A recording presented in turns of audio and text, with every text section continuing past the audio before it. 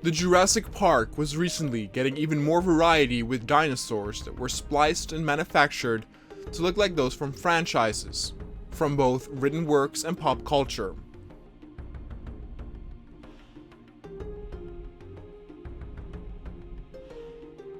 That opened the door to a lot of possibilities.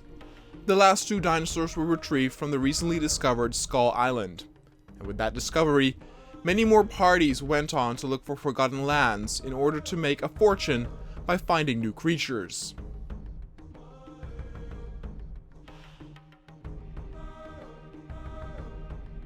But for the park, it was of course important to understand what kind of dinosaurs came next. The carnivore that was retrieved from Skull Island could actually live in small packs, and that notion alone made it already very popular.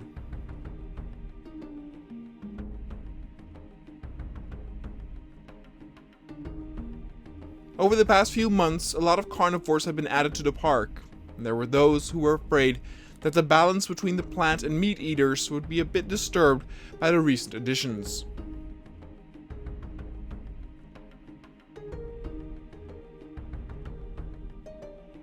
Nevertheless, there were those inspired by the dinosaurs of Skull Island to have another medium to large predator that could be viewed in a pack.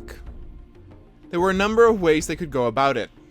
Artificial behavior modification could end up with carnivores living in a small pack, even though naturally they would not adhere to this pattern.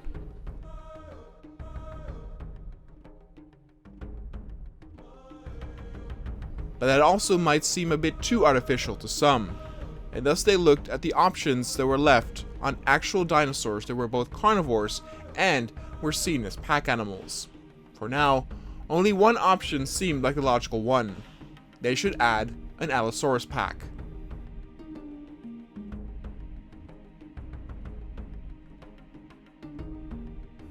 But of course, after it was decided on what dinosaur would be added next, the following decision would be if the already known Allosaurus would be added from the safari park, or a newly genetically created one.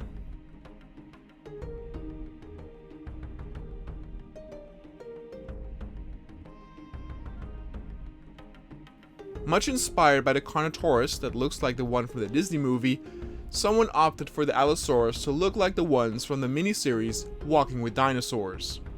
Many of the scientists were still very young when that series was on TV, and nostalgia convinced them to indeed create that specific look.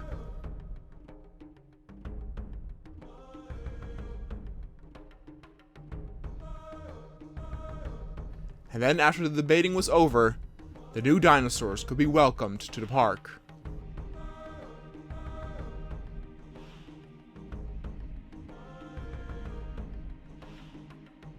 A total number of 4 Allosauruses would be added.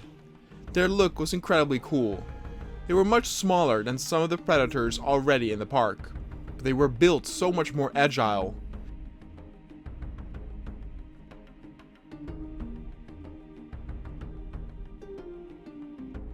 Their arms were still tiny in comparison, but at least they were more useful in grabbing small prey than, let's say, a Carnotaur or a T-Rex.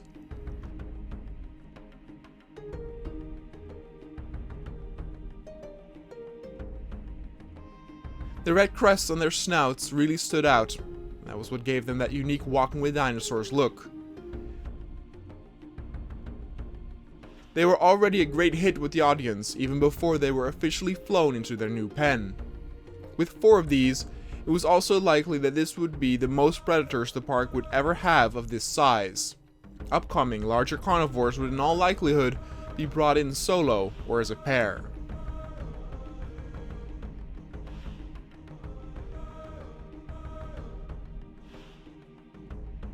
Now, because of their longer arms and the amount that were in the holding pen, it was too dangerous for the rangers to just go out there and sedate them.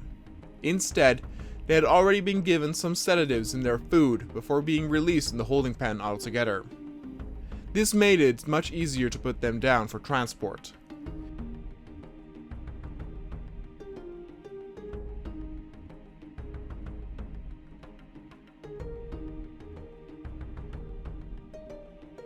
The Allosaurus edition was quite big news worldwide as well. also including the fact that these were inspired by the look of the walking series. The park always had a new surprise waiting around the corner for people to see and get excited about.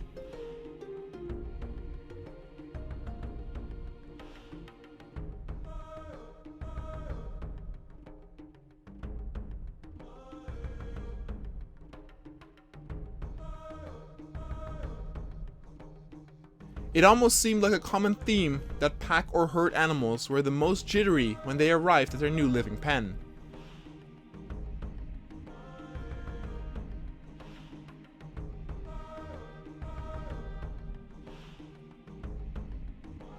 A few of the Allosaurus started running around frantically, almost creating a panicked state or that of confusion. In the first few days, many of the Allosaurus stayed closer towards the forested areas, almost like a safe haven. The cover it gave them must have worked to calm them down.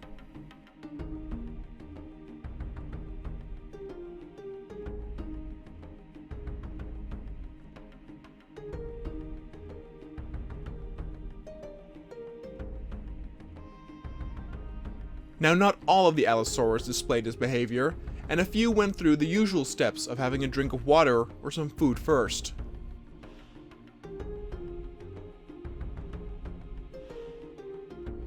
The Allosaurus was a sloppy eater, and the display of the multiple dinosaurs of the pack having a go at some meat was a pretty funny and interesting sight.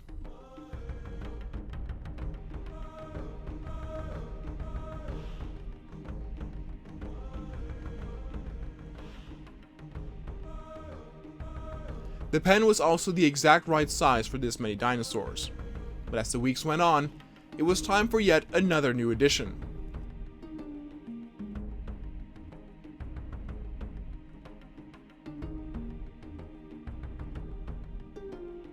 With so many twists and turns and surprises when it came to the latest editions of the dinosaurs, the park could afford some lesser exciting announcements. The next few pens had already been developed and laid out, and for this one, the Edmontosaurus would be added.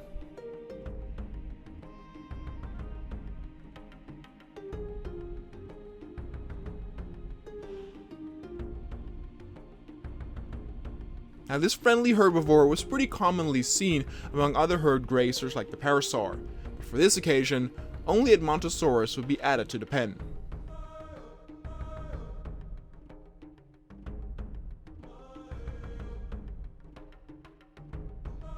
Though they might not have something interesting visually like spikes, large teeth, or sharp claws, their unique facial color pattern was remarkable. In some ways, they shared the same color style as male ducks or many other male birds, where the male was a lot brighter colored, mostly to impress a female for a potential mate. But with the Edmontosaurus, both male and female had these interesting colors which fascinated the scientists even more.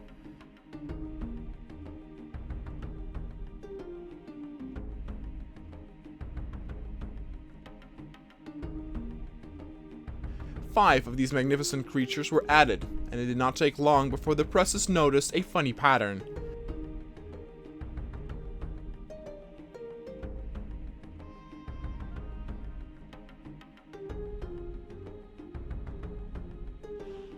The last four that were added had a blue, red, purple, and orange color pattern. The pattern made it seem like they were wearing a mask. The Edmontosaurus were initialized as the Ninja Turtle dinosaurs of the park.